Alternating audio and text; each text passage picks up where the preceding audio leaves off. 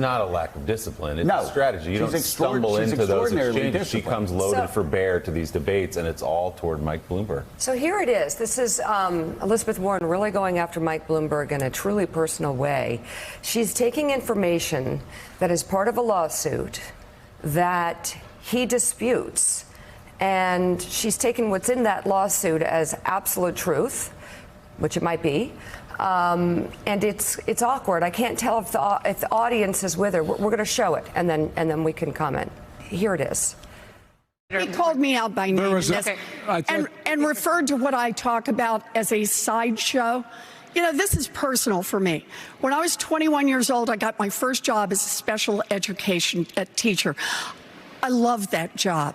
And by the end of the first year, I was visibly pregnant. The principal wished me luck and gave my job to someone else. Pregnancy discrimination, you bet. But I was 21 years old. I didn't have a union to protect me, and I didn't have any federal law on my side. So I packed up my stuff and I went home. At least I didn't have a boss who said to me, kill it. The way that Mayor Bloomberg never alleged said to that. have said to one of his pregnant employees. People want a chance to hear. People want a chance to hear from the women who I never said that. I want to allow the mayor for the record, if she was a teacher in New York City, she would never have had that problem. Senator Warren, that is a very serious charge that you leveled at the mayor. Yes. You told a woman to get an abortion. What evidence do you have of that? Her own words. And Mayor Bloomberg, could you respond to this? I never said it. Period. End of story. Look, categorically never said it. When I was accused of doing it, we couldn't figure out what she was talking about. But right now, I'm sorry if she heard what she thought she heard or whatever happened. I didn't take any pleasure in that, and we've just got to go on. But I never said it. Come on. This allegation was made by an employee of Bloomberg LLP in a lawsuit 23 years ago that was eventually settled with no admission of guilt. Bloomberg has denied making the remark over the years, and according to the New York Times, his aides even have said that in 2001 he passed a lie detector test, but the results were not released. Last week, the Washington Post quoted a former Bloomberg employee who said that he witnessed the conversation and that it was outrageous. So, just should it have been on the debate stage? Well, I don't know. It felt... They're talking about workforce discrimination. She veers over into that. And the thing is, again, Bloomberg could have very easily just turned to her and said, has somebody ever lied about you? Like, Elizabeth, you know, a lot of people say that pregnancy story that you're telling, you keep changing the facts of the story. A lot of people are saying that's not true, the way that you're presenting it.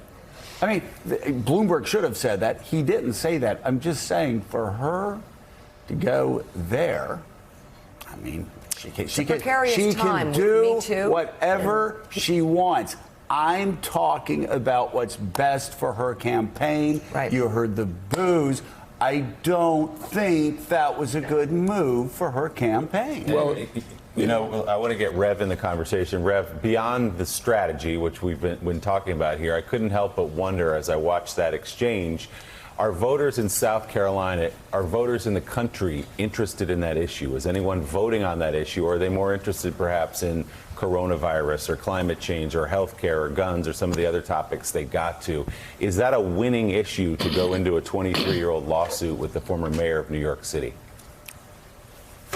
Certainly it's not a winning issue with the concerns of people around the country or the people in South Carolina. Let's not forget, Michael Bloomberg is not on the ballot here Saturday. Right. So what I feel that we were seeing with Elizabeth Warren is two things, and I don't doubt it was not personal, but I think her political strategy was, one, she wanted to become, again, at least perceived to be the candidate for women, because she raised this issue that would make her, not Amy, the one that is carrying the banner of how women are treated or mistreated at the workplace, and that she would stand up for them. And two, she wanted to separate herself from Bernie by saying, I would make a better president, and Bernie's figures don't count up.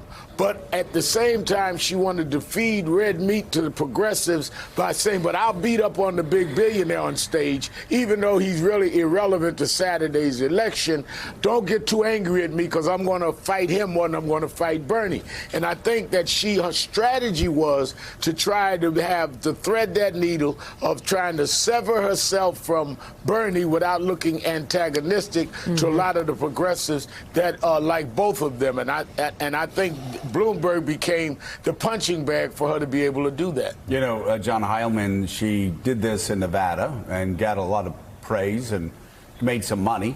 Got a good fundraising raise, had a good poll, a national poll, and then scored in the single digits. Strategy didn't work for her there. She repeated that strategy. Again, I thought she was going to follow through with what she did with the first answer, which I thought tonally was absolutely perfect, and I thought she hit the mark. And but again, went back to her strategy from last week. Again, attacking a guy who's not even going to be in the race in South Carolina. How do you sense it played inside the room, especially as Willie was saying, after 4 or 5 minutes of her going on and on about Michael Bloomberg and past charges and past claims and past this and past that? I think a lot of voters were starting to say, well, okay, can we talk about living wages, whether I can earn a living wage, my kids' education? Are my kids going to be safe when I send them to school in the morning? Again, it just seemed sort of bizarre. Yeah, I think to your question in the middle there, Joe, I think about the reaction in the hall. You know, last week in Vegas, one of the most striking things was how much the hall was against Bloomberg. And you could hear they laughed at him, they booed him. You know, they took part in the dismembering or the kicking of the tomato can, as we were referring to it yesterday, down the street. Last night, you heard the audience boo at one point when Warren went in on the kill it claim. And it was the first time I'd ever heard in either of these two debates, and the only time where you heard like the audience was with Mike Bloomberg. And I think, you know, if your attack on Mike Bloomberg is the one moment in the debate when the audience rallies to his defense, I think you can tell that you were on the wrong track strategically and tactically in that case. This state, as we all know, is a state where African American votes dominate. You know, 60% of the electorate or so on Saturday is going to be African American. So to me, the way I'm filtering as I'm watching this debate is who's connecting with the core Democratic constituency in this state. And it strikes me that, you know, as Rev said, it's not just that Mike Bloomberg has 0 delegates, to your point earlier, but it's also his name's not on the ballot here. And the idea that that set of attacks are going to help Elizabeth Warren here in South Carolina with African-American, average, ordinary African-American voters here strikes me as absurd and misguided. And I think if she comes up with another performance on Saturday where she comes in 4th or 5th place, you know, she is going to be back where she was before the Vegas debate, which is to say, you know, with very little rationale to continue her candidacy, and with her money situation very rapidly becoming precarious again. She talks all the time about how she has 1,000 staffers in 21 states. That is a show of force if you are winning and the money is coming in. If you are losing and the money is drying up, 1,000 people in 21 states is a giant problem in terms of your cash burn. And you could see Elizabeth Warren come out of this state in a very, very, very precarious situation with a lot of pressure on her to drop out of the race. Thanks for checking out MSNBC on YouTube, and make sure you subscribe to stay up to date on the day's biggest stories. And you can click on any of the videos around us to watch more from Morning Joe and MSNBC. Thanks so much for watching.